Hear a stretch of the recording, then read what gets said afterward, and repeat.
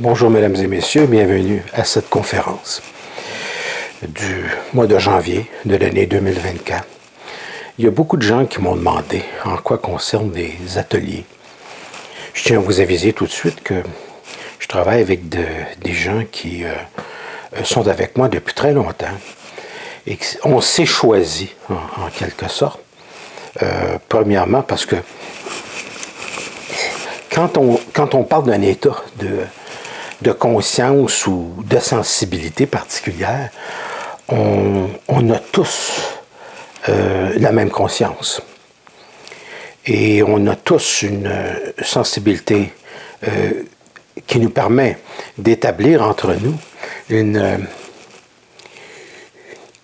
expérience, c'est-à-dire que notre enfance se ressemble. Donc, ce n'est pas des hasards qui se sont construits autour de nous. Et ce sont des gens, jusqu'à un certain degré, choisis.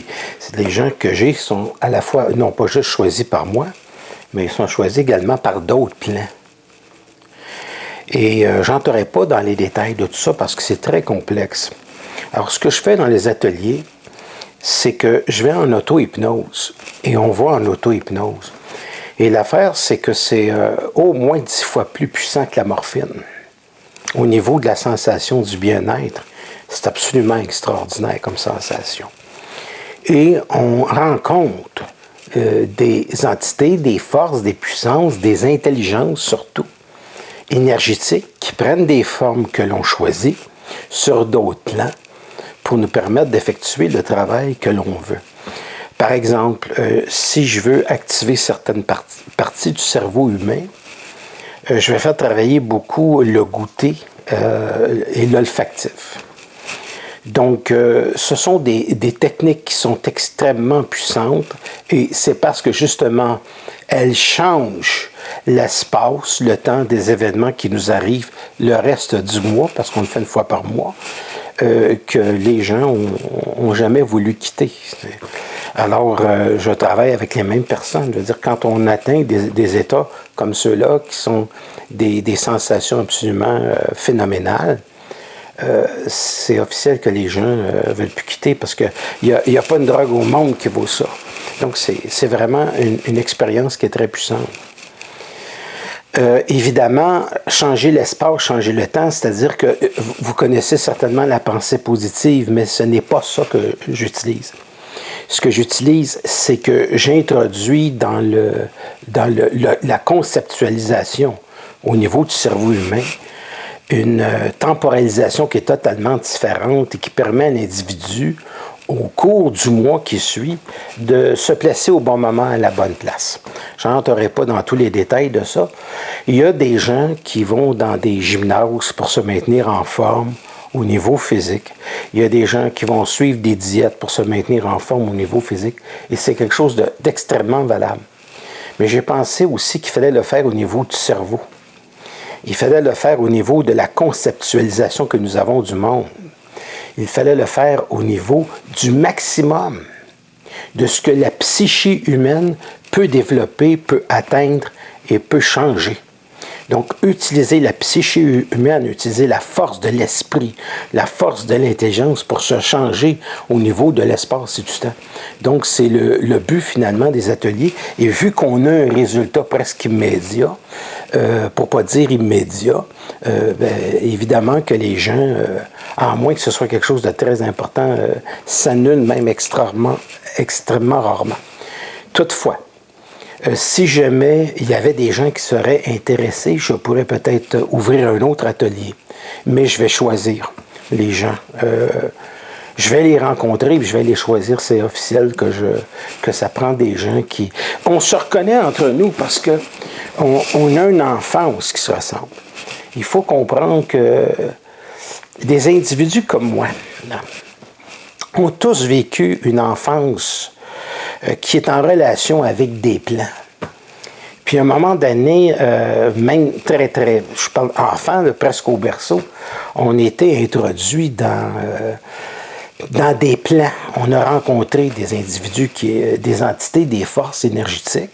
C'est pas des choses qu'on a choisies, mais il faut comprendre qu'il y a des intelligences qui sont extrêmement évoluées et qui ont pris certains êtres humains sur Terre, je ne suis pas le seul, il y en a beaucoup, pour offrir à la civilisation une sorte d'enseignement qui permet une ouverture à ces plans-là.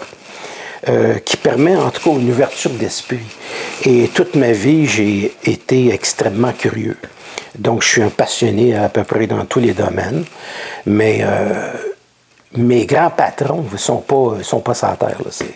Les grands boss, c'est toujours des énergies qui prennent des formes pour faire évoluer la race humaine jusqu'à un certain niveau. En ce moment, ce qui est vécu sur Terre est très difficile pour beaucoup de monde. Et il y a des interventions qui doivent se faire à des plans qui sont à un autre niveau pour faire en sorte que nous puissions modifier certaines choses. Je n'entrerai pas dans tous ces détails-là. Mais ce que je veux dire, c'est lorsque nous venons au monde, on est déjà en quelque sorte choisi pour faire quelque chose. D'ailleurs, j'ai jamais cherché à savoir dans quoi j'allais œuvrer parce que c'était déjà décidé d'avance à l'âge de 10 ans. Et je me souviens très bien que j'étais très différent et je me demandais toujours qui je suis, pourquoi je suis tellement différent. Et il y avait toujours une voix à l'intérieur de moi qui répondait « Tu verras plus tard, tu verras plus tard, tu verras plus tard ». Mais croyez-moi que quand le temps est arrivé, je l'ai vu. Parce que je peux vous dire que quand on est sur sa voie, les choses sont placées avec une facilité qui est absolument déconcertante. Donc, ça fait partie du pouvoir de l'esprit, de la puissance de l'être humain, mais pas au niveau terrestre, parce que le niveau terrestre, pas juste au niveau terrestre, parce que le niveau terrestre, c'est un niveau, en ce moment, qui est juste situé au niveau du pouvoir, de l'avoir. Je pense que j'ai rien d'autre à expliquer là-dessus, parce que vous savez c'est quoi dans quel monde que l'on vit. Où est-ce qu'on est rendu, au niveau ce qu'on appelle des oligarques, c'est-à-dire des gens qui valent des centaines de milliers, de milliards de dollars, puis ça donne la saloperie qu'on connaît présentement. Je pense que les êtres humains sont assez intelligents pour savoir que je ne vais pas rajouter autre chose là-dessus. Évidemment, ça prend toujours énormément de courage, ça prend toujours énormément de force. Le Québec n'a jamais été confronté à ces pouvoirs-là, mais heureusement, je tiens à vous dire qu'il y en a d'autres pouvoirs, et ces pouvoirs-là sont extrêmement puissants, puis ils interviennent en dernier lieu. C'est-à-dire qu'ils interviennent quand une civilisation terrestre, quand la planète est en danger. Évidemment, il y a deux choix à ce moment-là. Soit que l'expérience humaine sur Terre, elle est poursuivie, ou soit que l'expérience humaine sur Terre, elle est arrêtée. C'est leur choix, on ne peut pas nous décider de ça. Mais ce que je fais comme expérience, c'est une transformation au niveau de la subtilité des corps pour plus avoir besoin juste de ce corps-là. D'accord? Donc, autrement dit, c'est une expérience d'immortalité vécue sur un plan de conscience totale. Parce qu'on n'est pas juste un corps. Mais il faut comprendre qu'en attendant, on en a un, et j'ai découvert qu'on ne peut pas manger n'importe quoi, qu'on ne peut pas faire n'importe quoi, n'importe comment, et ça prend énormément de discipline alimentaire, ça prend énormément de discipline physique pour être capable d'être assez intelligent de comprendre qu'on est un ensemble, qu'on est une totalité, puis qu'on ne peut pas, et je le découvre avec le microscope, jusqu'à quel degré je suis responsable. Je le découvre dans mon sang, quand je vois les globules blancs qui sont des véritables soldats.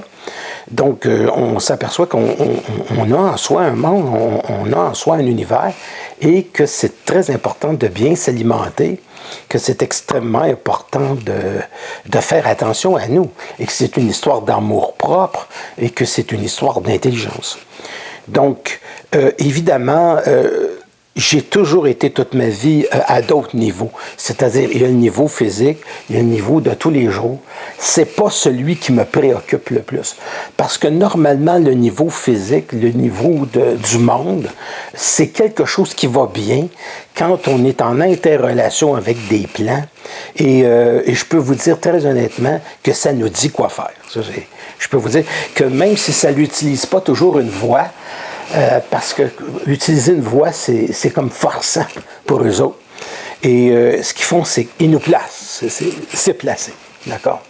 Et on est à la bonne place au bon moment. Et lorsqu'on est au bon moment, à la bonne place, le plan matériel, tout ça, ça va tout seul. Donc, autrement dit, tenez, je vais prendre juste un sujet, l'amour. Vous allez comprendre un peu comment ça fonctionne. Vivre à deux, c'est une chose qui est extrêmement difficile. C'est la chose la plus difficile qu'il y a pour le monde, vivre à deux.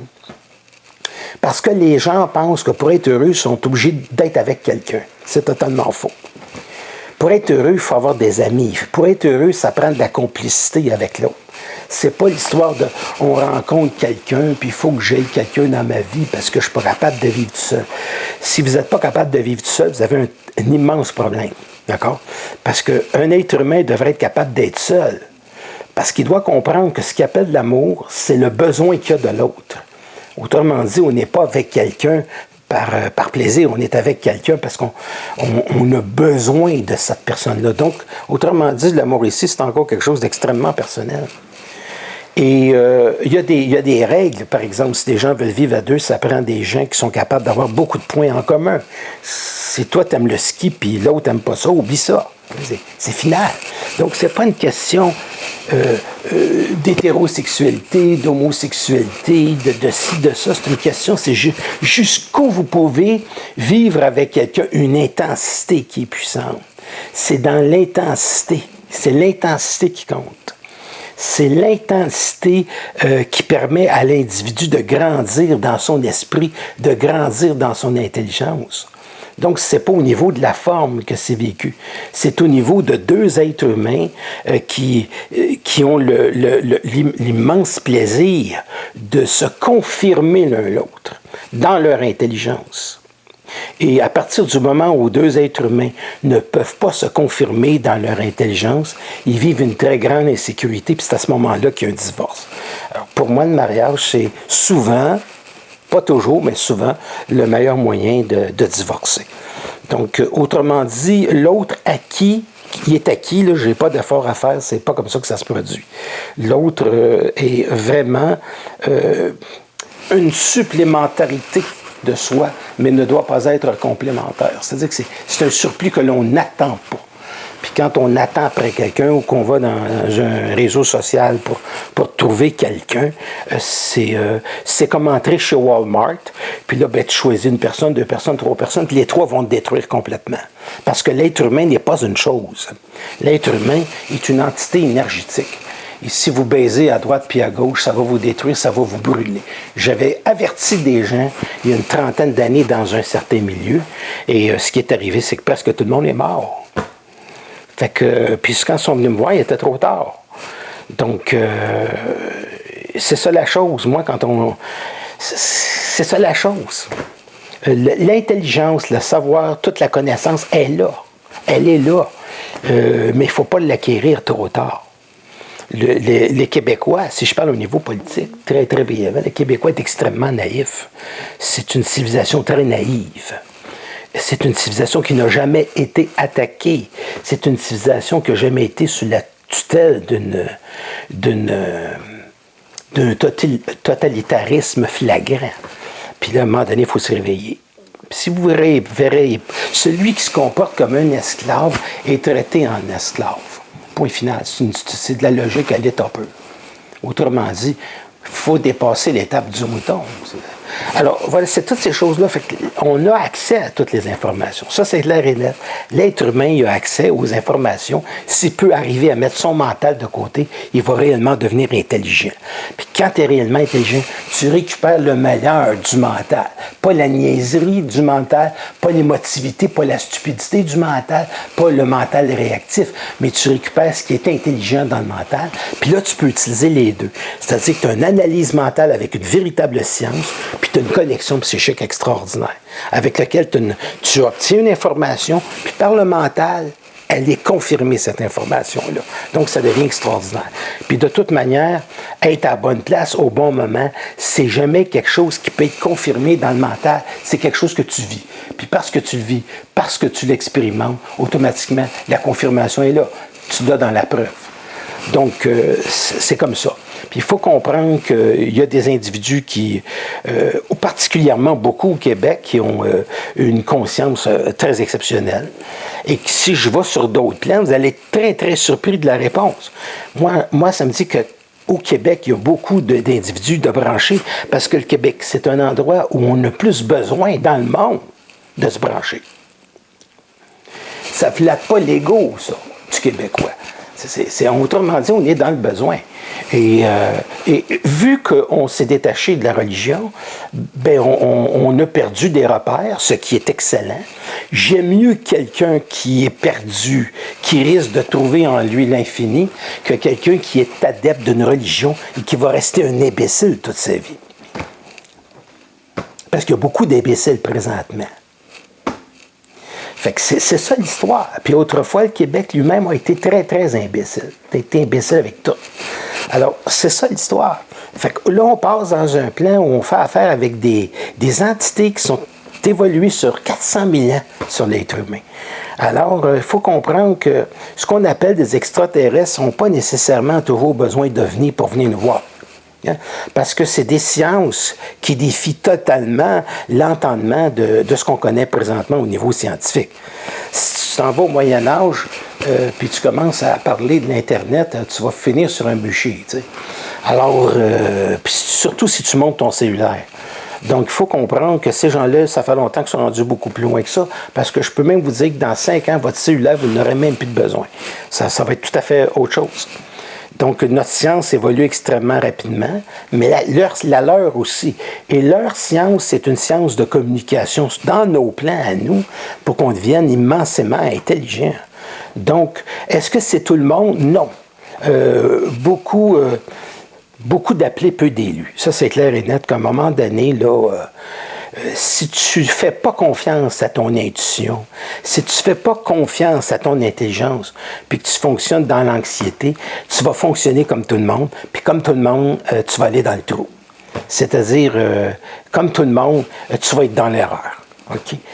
Tu vas être dans le trou psychologiquement, tu vas être dans le trou financièrement, tu vas être dans le trou physiquement, parce que justement, tu ne fais pas confiance à ta connexion, tu ne fais pas confiance à ton intuition, puis l'homme doit faire, la femme nouvelle doit faire confiance à son intuition, son intelligence. Puis c'est des gens qui sont sur d'autres plans, puis c'est dans ce sens-là que je choisis mon monde, et ces gens-là, quand je dis que je les choisis, c'est parce qu'on est exactement sans même longueur d'onde. Puis quand on est sans même longueur d'onde, on a eu une enfance qui était assez semblable, parce que quand on est différent, on ne devient pas différent à 30, puis 35, puis 40 ans. On est différent au berceau. D'accord? Donc, l'être humain conscient, c'est un être humain qui a beaucoup souffert du monde. Et parce que quand tu es différent, oublie ça, là, tu te fais pas accepter quand tu es enfant. Mais tu comprends plus tard pourquoi tu as vécu tout ça, puis au moins tu vis une vie avec des informations que les autres n'ont pas, puis tu as une vie qui devient, avec le temps, de plus en plus facile, de plus en plus amusante, de plus en plus intéressante. Moi, ils m'ont placé des choses.